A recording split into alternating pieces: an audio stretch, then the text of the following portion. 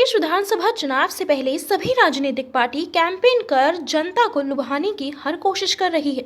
इसी बीच केंद्रीय मंत्री अनुराग ठाकुर ने जनता के बीच आकर भारतीय जनता पार्टी के विकास का ब्यौरा जनता के बीच रखा और साथ ही सपा सरकार पर जमकर निशाना साधा। उन्होंने कहा कि सपा सरकार में बिजली की तारें कपड़े सुखाने के काम आती थी। उत्तर प्रदेश की जनता भारतीय जनता पार्टी को स्वीकारेगी और बाकियों को नकारेगी।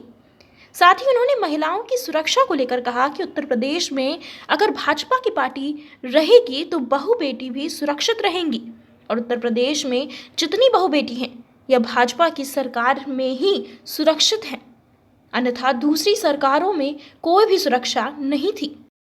लखनऊ से शमशाद आलम की रिपोर्ट। अब सवाल पूछना चाहता हूँ अखिलेश जी से, आपकी सरकार के समय बिजली की तारें कपड़े सुखाने के काम आती थी। आपकी सरकार के समय एक महीने में 300 घंटा बिजली नहीं मिल पाती थी। आप 300 यूनिट मुफ्त में कहां से दोगे मेरे भाई? हमने 1.5 करोड़ लोगों को बिजली के कनेक्शन दिए, किसानों के बिजली के बिल आधे माफ किए। ये कांग्रेस, सपा, बसपा ये कोई नहीं कर पाई 70 साल में। ये डबल इंजन की सरकार मोदी जी, योगी जी की सरकार ने।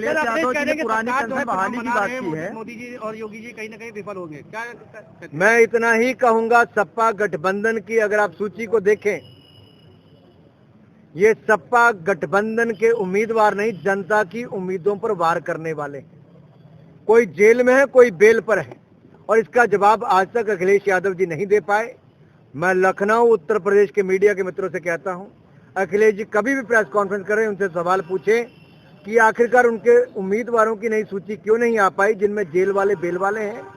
छिप छिप कर टिकटें क्यों बांटी जा रही हैं, डर क्यों सता रहा है, और 300 घंटे की बिजली नहीं महीने में दे पाता, 300 यूनिट मुफ्त कहां से देगा?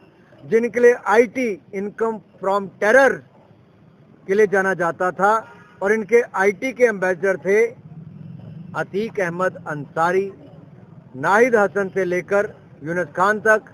इन लोगों के डर से यहां से उद्योग भी पलायन कर जाते थे, लोग भी पलायन कर जाते थे।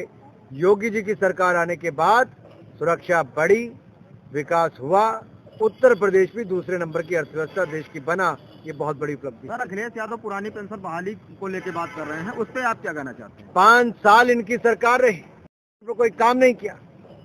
उत्तर प्रदेश क्या पूरे देश में 10% से 14% करने का काम किया तो भारतीय जनता पार्टी की सरकार ने, मोदी जी की सरकार ने किया, न्यू पेंशन स्कीम के। इसलिए ये केवल झूठी बातें करते हैं। इनके समय तो ना रोजगार मिलते थे, और जो प्राइवेट क्षेत्र में भी थे वो भी पलायन कर जाते थे। ये केवल आज इस चिंता में है कि इनके ऊपर जो इनकी लिस्ट में लोगों के नाम आ रहे हैं, एक के बाद दूसरे की टिकट काटने का इनके काम आ रहा है। तो सोच रहे कौन कौन से झूठे वायदे करें। जितने मर्जी वायदे करें, उत्तर प्रदेश की जनता बाकियों को नकारेगी, भारतीय जनता पार्टी को स्वीकारेगी।